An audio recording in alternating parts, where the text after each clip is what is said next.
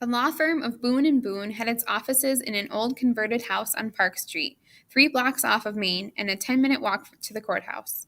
There were lots of lawyers in the neighborhood, and all the houses on Park had become the offices of attorneys, architects, accountants, engineers, and so on. The firm had 2 lawyers, Mr. Boone and Mrs. Boone, and they were equal partners in every sense of the word. Mr. Boone, Theo's father, was in his early 50s, but seemed to be much older, at least in Theo's well-kept opinion. His first name was Woods, which to Theo seemed more suited for a surname. Tiger Woods, the golfer. James Woods, the actor. Theo was still searching for another human being with the first name of Woods, though he didn't spend a lot of time worrying about this slight nuisance. He tried not to worry about things out of his control. Woods Boone. Sometimes Theo pronounced the name quickly and it sounded like woodspoon. He'd checked and woodspoon wasn't really a word, but he thought it should be. A spoon made from wood is known as a wooden spoon, not a wood spoon. But who uses a wooden spoon? Why worry about such trivial matters? Anyway, like one of those annoying habits you can't break, Theo thought of the word woodspoon every time he approached the door to his father's office and saw his name stenciled in black lettering. His office was on the second floor, up some rickety steps covered with stained and threadbare carpet. Mr. Boone was on the second floor alone because the ladies below had sent him there for 2 reasons. First, he was a slob and his office was a wreck, though Theo loved it.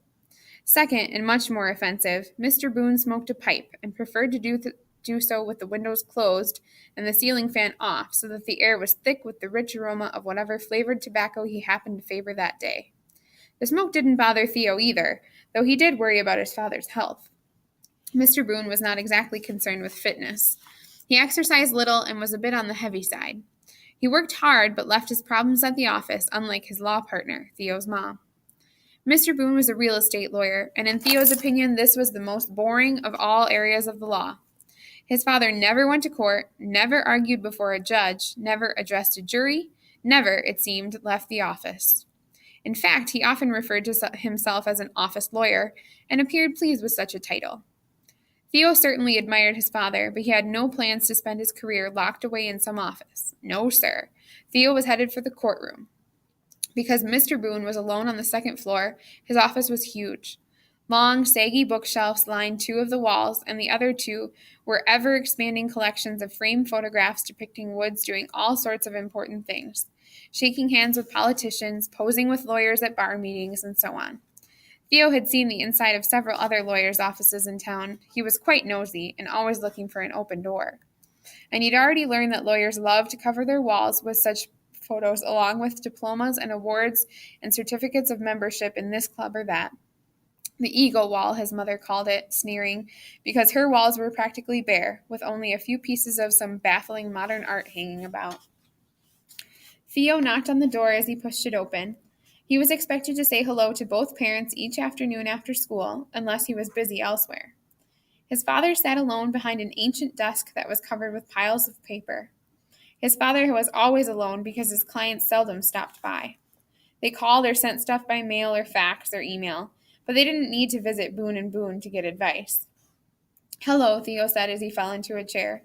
A good day at school, his father asked, the same question every day. Pretty good. The principal approved our field trip to go to court tomorrow. I saw Judge Gantry this morning, and he promised seats in the balcony. That was nice. You're lucky. Half the town will be there. Are you going? Me? No, his father said, waving at the piles of paper as if they required immediate attention. Theo had overheard a conversation between his parents in which they had vowed not to stop by the courtroom during the murder trial. They were busy lawyers themselves and, well, it just didn't seem right to waste time watching someone else's trial. But Theo knew that they, like everyone else in town, wanted to be there.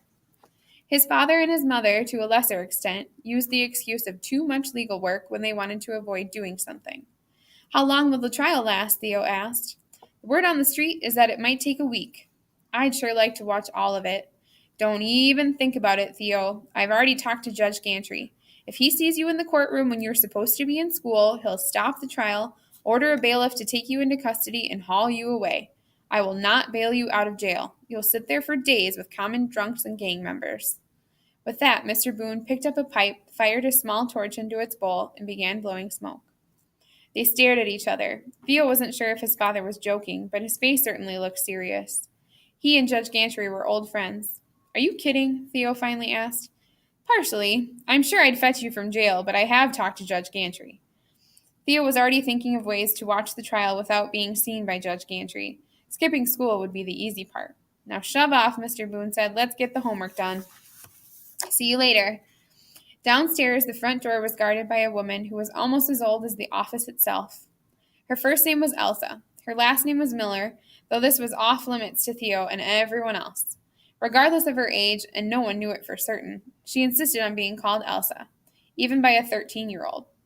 Elsa had worked for the Boones since long before Theo was born. She was the receptionist, secretary, office manager, and paralegal when needed. She ran the firm, and occasionally she was forced to referee the little spats and disagreements between Lawyer Boone upstairs and Lawyer Boone downstairs. Elsa was a very important person in the lives of all three Boones. Theo considered her a friend and confidant. Hello, Elsa, he said as he stopped by her at her desk and prepared to give her a hug. She jumped from her chair, bubbly as always, and squeezed him tightly. Then she looked at his chest and said, Didn't you wear that shirt Friday? I did not, and he did not. I think you did. Sorry, Elsa. She often commented on his attire, and for a 13-year-old boy, this was tiresome. However, it kept Theo on his toes. Someone was always watching and taking notes, and he often thought of Elsa when he hurriedly got dressed in the morning. Another irritating habit he couldn't shake. Her own wardrobe was legendary. She was short and very petite, could wear anything, his mother had said many times, and preferred tight clothing in bold colors. Today she was wearing black leather pants with some sort of funky green sweater that reminded Theo of asparagus. Her short gray hair was shiny and spiked. Her eyeglasses, as always, matched the color of her outfit, green today. Elsa was anything but dull. She might be pushing 70, but she was not aging quietly. Is my mother in? Theo asked. Yes, and the door is open. She was back in her chair. Theo was walking away. Thank you. One of your friends called. Who? Said his name was Sandy and he might be stopping by. Thanks. Theo walked along the hallway. He stopped at one door and said hello to Dorothy, the real estate secretary, a nice lady who was as boring as their boss upstairs. He stopped at another door and said hello to Vince, their longtime paralegal who worked on Mrs. Boone's cases. Marcella Boone was on the phone when Theo walked in and took a seat. Her desk, glass and chrome, was neatly organized, with most of the surface visible, a sharp contrast to her husband's. Her current files were in a tidy rack behind her. Everything was in place except her shoes, which were not on her feet but parked nearby. The shoes were heels, which to Theo meant that she had been in court during the day. She was in a courtroom outfit, a burgundy skirt and jacket. His mother was always pretty and put together, but she made an extra effort on those days when she went to court. The men can look like slobs, she said many times, but the women are expected to look nice. What's fair about that? Elsa always agreed that it wasn't fair. The truth was that Mrs. Boone enjoyed spending money on clothes and looking nice. Mr. Boone cared nothing for fashion, and even less for neatness. He was only 3 years older in age, but at least a decade in spirit. At that moment, she was talking to a judge, one who did not agree with her.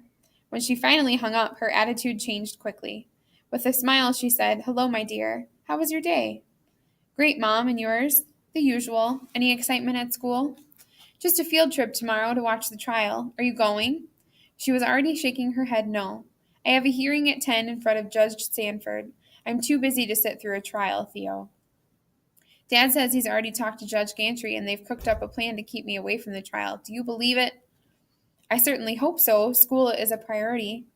School's boring, Mom. I enjoy 2 classes. Everything else is a waste of time. I wouldn't say your education is a waste. I can learn more in the courtroom. Perhaps, but you'll have a chance to spend plenty of time there one day. For now, though, we're concentrating on the 8th grade, okay? I'm thinking about taking a few law courses online. There's a cool website that offers some great stuff. Theodore, honey, you're not ready for law school. We've had this conversation. Let's enjoy the 8th grade, then off to high school, then beyond. You're just a kid, okay? Enjoy being a kid. He sort of shrugged and said nothing. Now let's get the homework done. Her phone buzzed and Elsa was sending back another important call. Now excuse me, Teddy, and please smile, Mrs. Boone said. Theo eased out of the office. He carried his backpack through the copy room, always a mess, and worked his way through 2 storage rooms packed with large boxes of old files. Theo was certain that he was the only eighth grader in Strattonburg with his own